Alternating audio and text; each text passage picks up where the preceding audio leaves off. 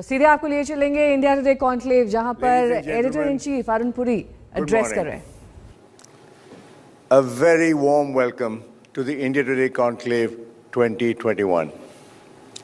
I am doubly happy to see all of you gathered here today in these times.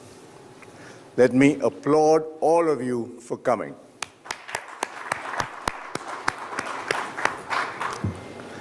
Ladies and gentlemen, this is our 19th edition of the Conclave.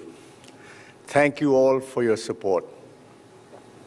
Last year, in March 2020, we had to cancel the Conclave due to COVID. So we're meeting here now in unusual circumstances, ringed in by the rules of survival and social distancing that make it difficult for us to meet in ways that were once easy and familiar. In a sense, this is a metaphor for our times.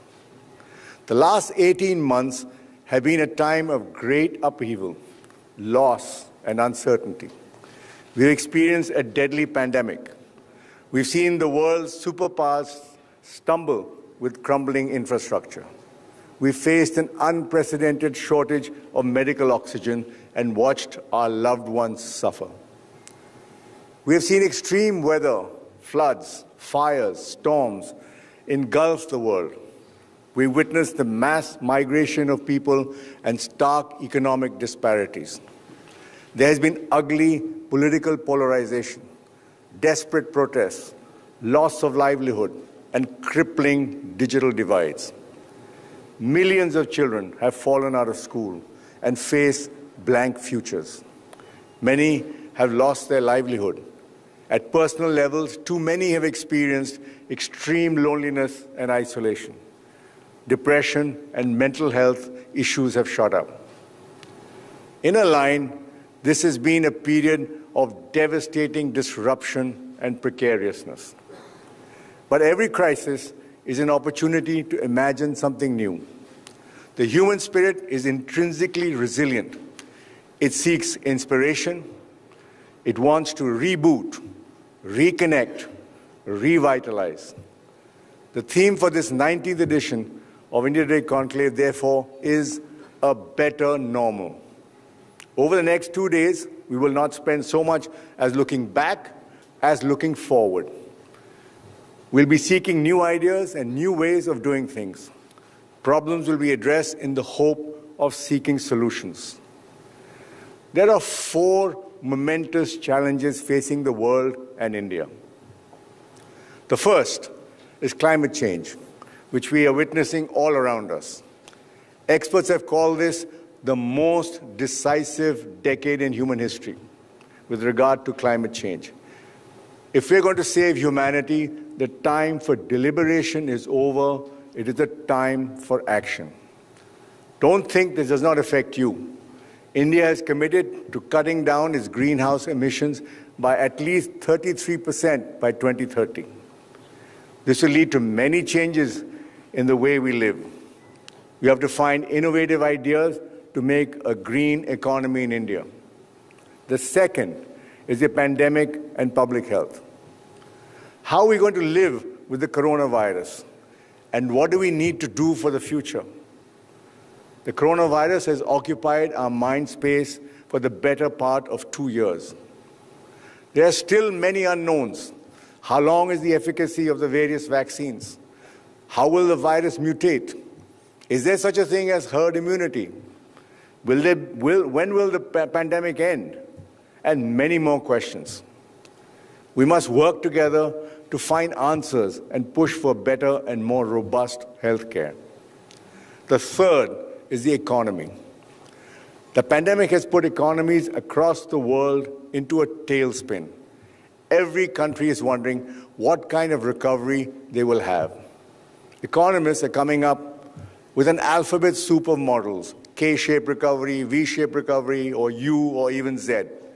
The Indian economy was declining for 6 quarters before the pandemic. And then came the shock of the pandemic. To control the spread of the virus, the country was forced to go into several lockdowns. The result was the worst contraction of the Indian economy seen in recent history. The world economy is in a churn too. Global supply chains have been disrupted. What measures will help the country emerge from this difficult economic period? What are the new opportunities for India in the changing world? What's happening with markets? And what is the world of cryptocurrency? I am personally pleased to see that privatization and asset monetization have become part of our political lexicon. They are no longer dirty words as they were in the past. This is a long overdue change. The fourth is the global power shifts. There's an aggressive China and a self-interested America, all in the shadow of the American withdrawal from Afghanistan and the rise of the Taliban.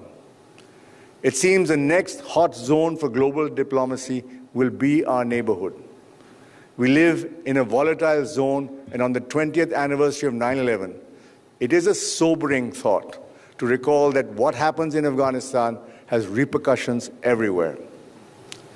The last 2 years have seen dramatic shifts in power, the rise of a multipolar world, an expansionist China, a diminished America, and a return of the Taliban. But beneath these shorthand phrases lies many complexities. China is rising, but it's also slowing and aging. America is in the mood to withdraw from its foreign policy interventions, but is still the world's largest military and economic power. And the Taliban insists it has changed, even as its hardline factions take control. Meanwhile, Pakistan has its nefarious designs behind the scenes. I believe the recent developments in Afghanistan pose a clear and present danger to India. So how should we deal with this complex power matrix? The Conclave program has been designed keeping these major themes in mind. And we have a brilliant spectrum of speakers on these subjects. Pulitzer Prize winner, generals, academics, doctors, athletes, actors, economists, businessmen, gamers, climate activists, entrepreneurs, politicians, and thought leaders from across the world who are passionate about building a brighter future. It is a jam-packed program, ladies and gentlemen, with 78 speakers. So be ready for a tsunami of ideas. We are today living in a COVID world. We must learn to live with it the best way we can. Every sphere of our public and personal life has changed and will change further. One thing the pandemic has taught us, that we are all in it together. The virus respects no boundaries of any kind. Everyone is vulnerable. We're asking for a rethink. We must create a better normal. I hope the conclave puts you on this path. Happy conclaving. Thank you for coming.